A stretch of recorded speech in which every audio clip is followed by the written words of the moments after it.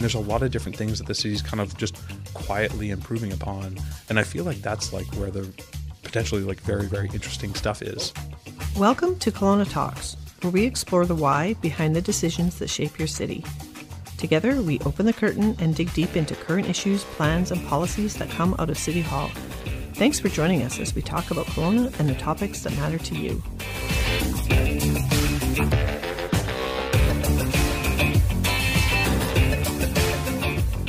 Hi everyone, I'm Bob Evans, Partnerships Director at the City of Kelowna and host of our Kelowna Talks podcast. I acknowledge that our community is located on the traditional, ancestral, unceded territory of the Syilx Okanagan people. We are talking today about getting out of our cars. What is the city doing to get people out of their cars? Specifically, we are looking at something called our micro-mobility network. It's a big word, sounds technical, complicated, but I think it's going to be pretty straightforward with the guests we have today. It's really all about scooters, bikes, skateboards, small, lightweight machines meant for short trips. Probably most contentious has been the scooters, but we'll get into that in a little bit. Welcome, Matt Worona, our mobility specialist.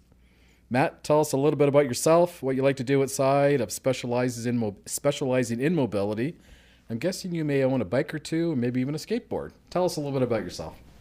Thanks for having me, Bob. And I work as the mobility specialist at the City of Kelowna. Definitely own a bike, though I am using sometimes shared bikes now, which is exciting. Shared Awesome. E-bikes that have launched a couple weeks ago in Kelowna.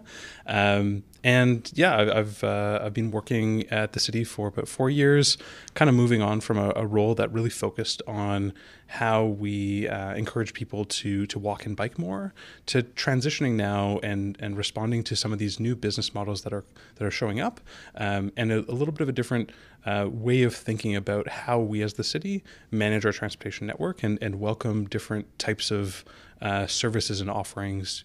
You've likely seen a lot of explosion in like food delivery or ride hailing or now micromobility, and all of those things kind of place different kinds of pressures that we've historically seen and need a different lens. So that's a lot of what I do. Okay, you want to get right into it. I'm trying to figure out who you are. So can you tell us a little bit about where you came from? Have you always been in Kelowna? Give us a little bit of insight to who Matt really is first. Let's just get to know each other. Sure, yeah. So I've lived in Kelowna for 4 years. I've actually lived in a whole lot of different Canadian cities. Grew up in Toronto. Lived in Halifax for about 5 years. Lived in Kingston as well as Calgary. Kind of made my way east for a little while, or west. And so I've worked in different municipalities and really like the struggle of taking a big organization that's got a lot of potential to do good and shifting it ever so slightly to kind of help it along its way. That's a really, really exciting challenge for me. Interesting. Well, we'll forgive you about the Toronto part. I moved out here 28 years ago from Toronto, so I understand that part of the world, and I'm happy to have you out west. You're obviously passionate about what you do, and we're going to get into that in a minute here. So inspirationally, what's the vision when it comes to people's shift to different modes of transportation and getting people out of cars and trucks? It's got to be a tough go, especially, out west where we love our vehicles, we love driving, we love pulling up in front of exactly where we're going, and getting us out of our cars into other forms of transportation probably is not that easy. Yeah, I think definitely Kelowna has had a little bit of a moniker of the most car-centric community in Canada. A little bit of that is not super deserving. We have a lot of plated motor vehicles, but we actually own the highest number of RVs. And when you eliminate the RVs in the city or the region, in the city of Kelowna, and if you eliminate the RVs, you kind of get the same rate of car ownership that we see on average in Canada. So it might be that we like our RVs more than potentially we like our cars more than everywhere else in Canada. And there's another element, right? So we see actually Kelowna is kind of like in the top 3 cities for number of trips or proportion of trips that happen by bike in Canada, which is something that I don't think we talk about a lot. So it's not as cut and dry as like, hey, everybody wants to drive everywhere. It's a lot of people actually have many different ways that they try to get around, and that's a shift that we're seeing as more Kelowna residents move here from bigger centers. And I've noticed that. I think we all have. I mean, in the years that I've been in Kelowna, it's just more and more people on bikes. We talked a little bit of that with Ryan Smith. It's just the transition of getting people out of their cars. And what about this time of the year? I noticed you had a helmet on when you walked in. So did you take one of the new electric bikes? Did you take your own bike? Will you bike all the way through the winter? How do we convince people that in these unseasonable times that they should be on a bike? Yeah, we definitely see way more people riding when it's the summertime and living's easy, all that kind of thing, than in the wintertime when we have snow and ice and all these other things to deal with, as well as just cold and uncomfortableness. I think that when we look at it, it actually might not be as much about the weather as how we treat our cycling facilities. So we generally don't clear most of our bike lanes in the wintertime. And there's actually more of a correlation between that than actually the weather being an issue. I like to kind of joke with colleagues that we are a city of people who go to the mountains to throw ourselves down a freezing hill. But if you ask people to get on a bike in the wintertime, that's a no-no. It's too cold. So I think there are ways of kind of managing that, but another element is making sure that we've set people up for success and cleared our cycling facilities to the highest degree we can. And there's challenges to that, but it's something that we're having the conversation with our operations team and through the transportation master plan, kind of thinking about how we can make this a year-round cycling city. Okay, so I was just going to ask you that. So you said that we're not clearing the bike paths in the wintertime as a city. So are we working towards that? And does operations now they must recognize our civic goal to achieve more bike trips in the wintertime? Yeah. So are you communicating with them on this? Yeah, we just have a ton of bike facilities. Our protected bike facilities, the ones that are most important to the network, in recent years we have been clearing those to a high standard. But some of them actually create a little bit of challenges because the thought has been we have these areas that are meant for snow storage. Let's stripe them as bike lanes. And then all of a sudden we're talking about, hey, what if they aren't for snow storage anymore? So there's just a logistical challenge of where do you move the snow to if you can't put them on the bike lane and you got the sidewalk right against that? Like, where is the space? And it's not necessarily that also all has to happen at once, but it is one of those things where we're noticing based on our data, this kind of connection, and it takes time to kind of get all of the pieces in motion to make sure that happens. Okay, it takes time. Yeah, I get that. Brings me to my next question, which is usually at the city we like to look at other cities that are doing it better than we're doing it now, that we aspire to be. Are there other cities, North America, worldwide, that you look at, your colleagues in this type of transportation area look at to say, wow, I wish I was only Portland, or what cities come to mind, and how do I give listeners an idea of what you're working on and what we aspire to at the City of Kelowna? Yeah, so Kelowna has its own unique context, and that's really, really important to realize. But there are some ideas that are being kind of experimented with in other cities that I think are really relevant to Kelowna's context. In general, our trips are actually very, very short. In Kelowna, we're a small city, and in terms of length, they're quite manageable on a bike or by walking. A lot of them are actually like in that kind of ballpark. But when we think about how we develop, one of the ways of thinking about that is like 15-minute cities. So being able to do all of your errands or activities all within a 15-minute trip. That plays off our OCP. Totally, yeah. Focus in terms of our urban town centers and trying to get more density in our urban centers so that your trips are smaller. So they're all connected. Yeah, and we're seeing that with the investment in our urban centers as ways to kind of drive that number of amenities so you can kind of get everything done within very close proximity. And a lot of different cities have been trying that, but it's not necessarily, hey, one city is doing it better or worse.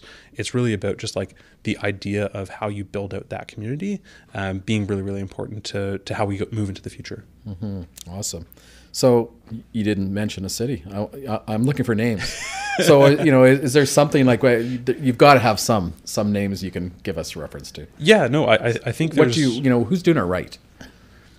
Yeah, a lot of people are doing different things right and different things wrong. I do think that Portland is one of those cities in kind of like, pretty proximate to us that's doing a lot of those things right in terms of thinking about how it can interconnect its bike grid really, really well, how it can really level up the amount of investment that they put into their transit system. And it's really only a 400,000 person city. So it's not actually that large in the context. Like, we're not comparing ourselves to the Paris or the New York, because they have different types of challenges and different types of solutions. Another thing that's really interesting is we always think about cities evolving in this kind of, in this path.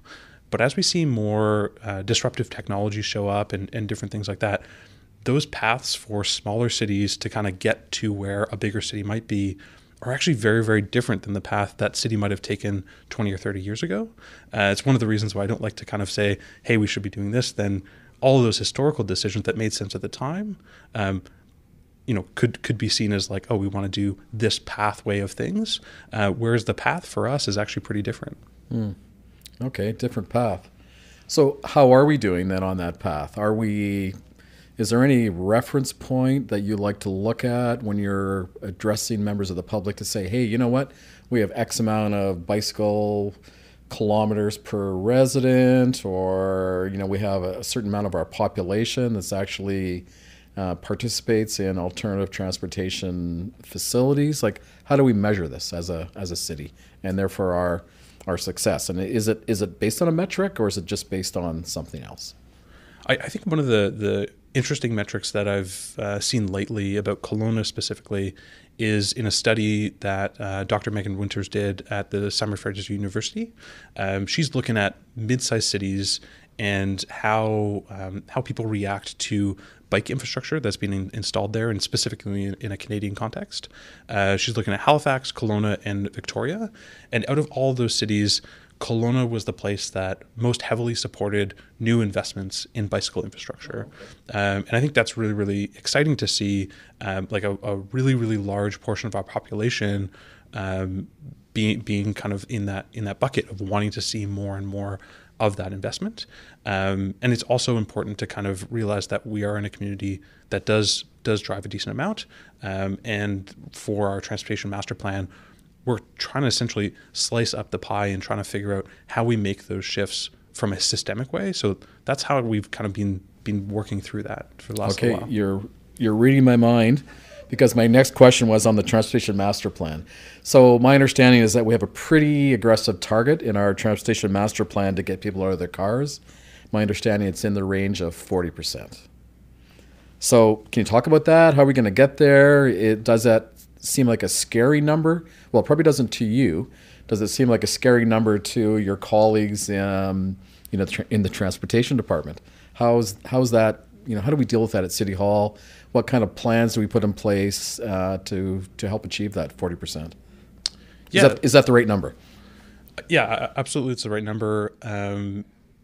I think that we have a lot of work to do over the next 20 years to deliver on that type of goal, and a lot of room to grow. We see a significant number of our trips being made by car, and there's the potential for us to shift a lot of them, because a lot of times people are making that trip in their car because they might not have a better option, or they might not have a network of options to allow them to be car light in the city. It might not allow them to be a one-car family or something of that nature.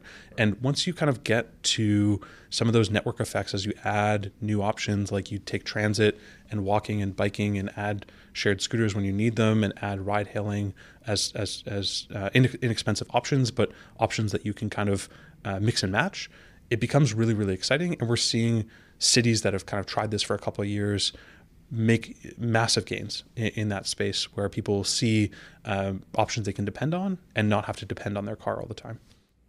Yeah, I would love that. That great words. That speaks to me personally, for sure.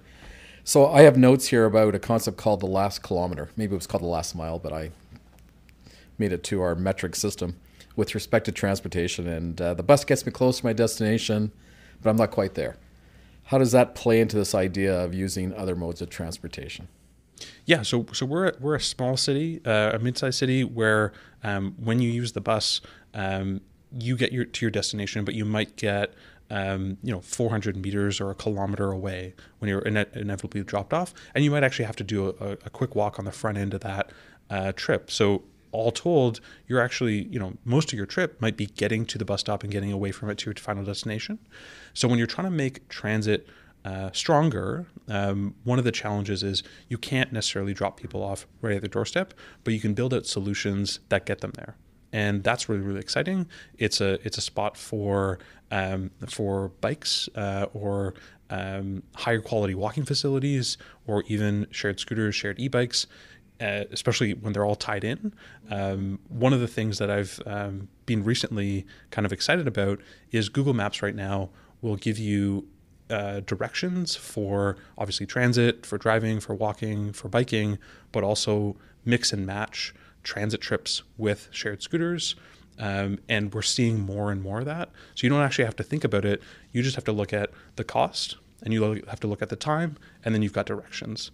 You don't have to like really plan out these things in incredible detail, because some of these technology tools are helping us on our way. And I think that's really, really cool. Well, I think it is. And even in my friend group, there are people that, we book meetings downtown and they show up and I said, how'd you get here that quick? I said, well, I hopped on a scooter. It's like, what? Yeah, I found one. I did it. It wasn't that hard. So it's happening. And I think that's fantastic. And I want to switch now. Let's talk about scooters and e-bikes. Certainly with the scooters, the introduction's been a little bit of a rough ride. What happened there, and were you surprised at what happened and some of the feedback, and where we're going with scooters and e-bikes? Yeah, so if you actually look at if you walk through the media articles from like Calgary, which was the first city to have shared e-scooters across the city in Canada, we actually had a pretty similar experience. They launched. There was concern about vehicles parked improperly, vehicles ridden on the sidewalk. They actually required vehicles to be on the sidewalk, but they were still concerned about it. And there was also kind of concern from the medical community. So all of those things happened and came to bear. And at the end of the day, at the end of their pilot, after a year and a half or so, they had unanimous council approval of the ability to go out and do that again. And actually, that's what we got this week. So we know that there are challenges with regard to like parking, blocking the sidewalk, as well as people riding on sidewalks. We also know there's a little bit of background there. People in Kelowna might not be used to thinking about the public realm in really fine detail. We also see people double parking trucks and cars as they run in to get something. We see this type of thing, but we don't really react to it the same way. And then for riding on the sidewalk, we actually see that in places where we have substandard or no bike facilities exist. And people are generally trying to protect themselves, but they're not doing it for their entire trip.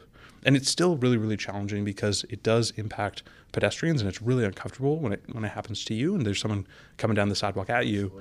But one of the biggest things we can do, in addition to technology solution that gets scooters off the sidewalk, is make those people more comfortable at the end of the day. Because whether they're on a bike or they're on a scooter or on a skateboard, if you don't have those comfortable facilities, people will move to protect themselves. That usually means the sidewalk, and that means that they're endangering other folks. So, well, safety, mobility, comfort level, those are all pretty important things to all of us in the city. And I think that it's just a matter of us getting used to it as well. I mean, there's been a whole wide range of opinions, everything from let's get rid of them to this is wonderful. And I think as a growing city, we just need to be patient. I think people will get used to them. They'll be more responsible with where they take them, where they leave them when they're done with them. And I think it's even evolved in the year or so since scooters have been around Kelowna. Now it just seems like they're neater. And I guess the companies are being more responsible in terms of picking up and making sure that they're in the right place. Have you been talking to the suppliers and ensuring that happens, or what's your conversation with the providers? Yeah, with the scooters and e-bikes. We connect with them every day, pretty consistently. We're on it in terms of when we see an improperly parked scooter, we let them know, and we also kind of get reports from them about what they're doing, and have seen a significant amount of warnings and fines issued to customers who are either riding on the sidewalk or parking improperly.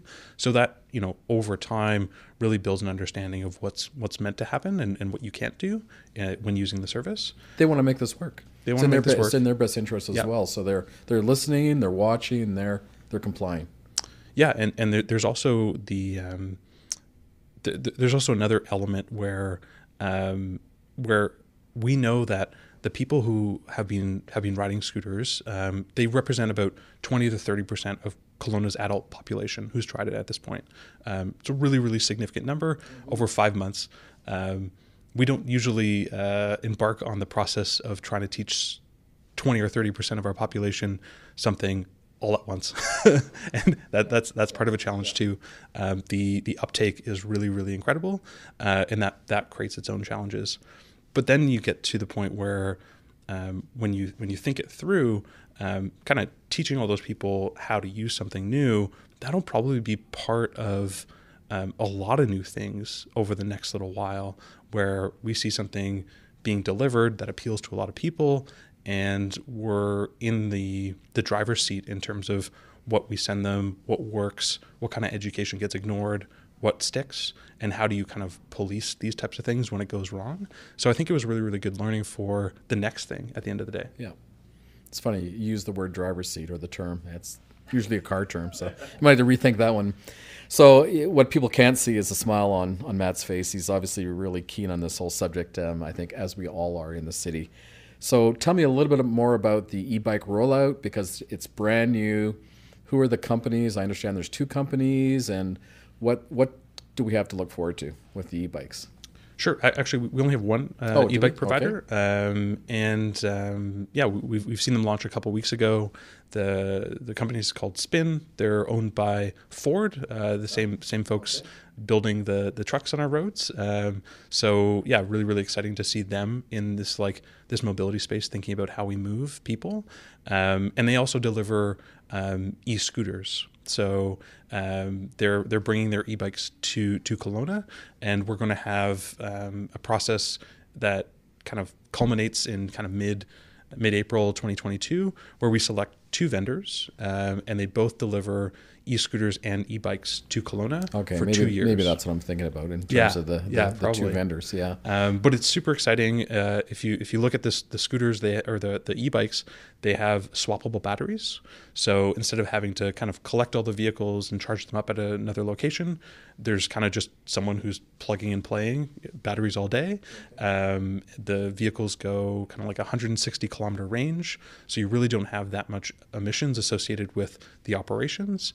And there's all sorts of nifty features, like they've got antimicrobial grips, and there's a phone holder that actually charges your phone if you've got wireless charging on it.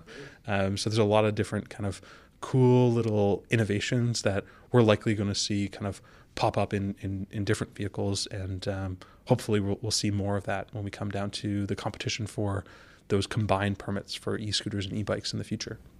So what's the uptake been in terms of an age distribution? Is it a larger uptake for younger people, middle-aged, or do you have those kind of demographics, or is there something you can tell the listeners? Yeah, sure. So the kind of when you split Kelowna's population, our kind of median age is quite a bit older than most of Canada. So looking at kind of who's using it, that ends up being kind of like 20 to 40-year-olds become 60% of users, roughly. But we still have users that are 55 plus, 65 plus, those ages. But there are fewer of them, ultimately. Early adopters generally tend to be younger. And we've had 225,000 trips on this vehicle type for the first 150 days or so. So really, really significant adoption and an excitement around this new option. And we've eliminated about 150,000 kilometers of drive miles on our road network. So you can kind of see the potential really paying off. And when we look at kind of like how often people replace cars, about 33% of all e-scooter trips replace car trips, whether it's a taxi or your own personal car. So that's a really, really significant number, but lines up well with what we see in other big cities like Calgary or Denver. with the same exact percentage. So looking long term, I'm thinking back to the future, levitating skateboards. Are we going to, what's out there? So we have scooters, e-bikes. Is there any other modes of transportation, micro transportation that are under development that we should be looking for, or is the industry focusing on these two primary modes of transportation as the alternative modes? Yeah, it really depends on like a country by country basis, kind of like what is popular where and where people are making investments. And we're seeing a lot of interest, of course, in e-scooters and e-bikes for shared services. We're also one of the only cities in the world that's actually seen e-scooters before they've seen like Uber or Lyft. So we're kind of still waiting on kind of those ride hailing options. We've seen a significant explosion in like grocery delivery as well as food delivery through the pandemic. And oftentimes you don't really think about that as transportation because you're not going anywhere, but you would have made that trip in a car or some other vehicle if you were trying to pick those things up. So those fundamentally kind of factor into the transportation network in terms of what people are able to do and request and get in a certain amount of time, which is exciting. The other thing that is kind of popping up... So let me stop you there. So sure. Are you saying, maybe I missed a little bit, but is there an uptake on industry to use these modes of transportation as well? Or are you just talking about reducing the amount of car trips? Are you seeing food being delivered on e-bikes, and is that coming as well? Yeah, absolutely. Yeah? Okay. So with many of those apps, whether it's like Skip the Dishes or Uber Eats, if you're in a city, your delivery is probably getting to you from someone on an e-bike.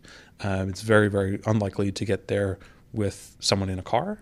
There's also other vehicles specifically that are being shared in generally like Europe or Asia. One of them is like an electric moped. So Paris has, I think, tens of thousands of shared electric mopeds. And that just gets you a vehicle that can go a little bit of a further distance and cover maybe a different kind of trip than an e-scooter or an e-bike would. So we have actually the ability in the city of Kelowna to allow for those vehicles to come, but we haven't really seen that investment come to Canada yet. It's an exciting one, but it's also a little bit challenging because we know that we have motorcycles, but motorcycles are very easily one of the most dangerous vehicles on our road in terms of a per use basis. So it's challenging to kind of balance these things where, yes, this is going to be an electric option. It's likely going to give people more opportunities and options.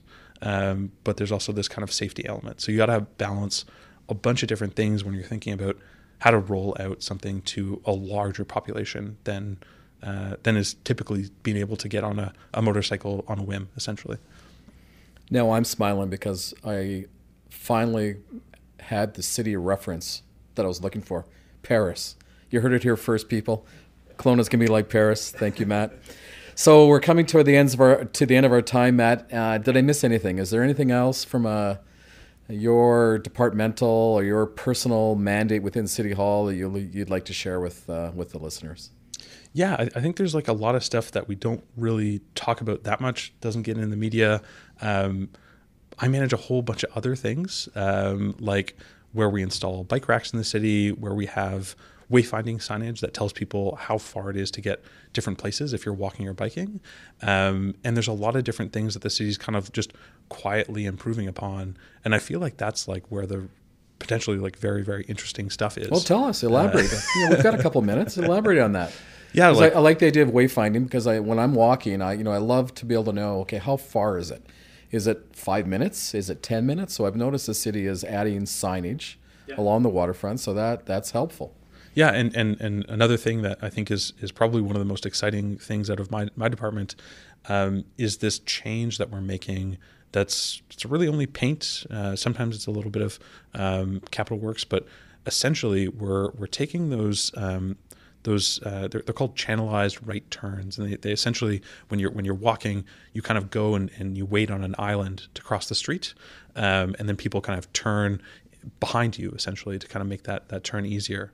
Generally, we've designed those for speed and smoothness, and we've noticed that if you do that, it's actually much more dangerous. So the city has actually been piloting this idea of kind of making that angle a little sharper and less smooth just by using slowing paint. traffic down to do that. Yeah, and it slows that kind of that traffic down, but it also means you have to look less far behind you to see if there's vehicles, and it's got like huge benefits for safety. And it's just this quiet thing that like we've been doing for a little while, and it's potentially one of the most game-changing ones, but definitely not something that is all that exciting to other folks. But being able to use a little paint and save a whole bunch of lives is really, really important, or save a whole bunch of, really significant injuries that we see. That's those targeted investments, I think, are one of the most strong pieces of our programming. Easy and cost effective things that city likes to do. So exactly. Yeah, that's fantastic. So what I didn't ask you as you're talking, going, okay, do you have an engineering background, a planning background? How did you get into this? What's your, how did you turn on into a love of alternative transportation? I came at this from an advocacy perspective. So I was working with not-for-profits and in Halifax specifically, and kind of just advocating for changes to our right-of-way and reading a lot about how transportation works and how to make it better.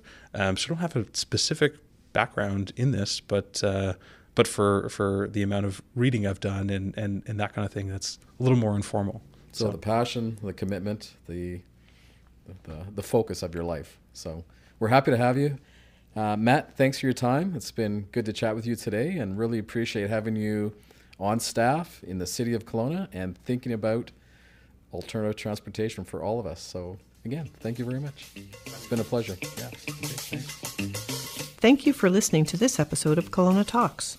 For more conversations about topics that matter in your community, subscribe on Spotify and Apple Podcasts. If you liked what you heard, give us a 5-star rating and share Kelowna Talks with your friends and neighbors. If you'd like more information about this podcast and other big community conversations, visit kelowna.ca/community stories.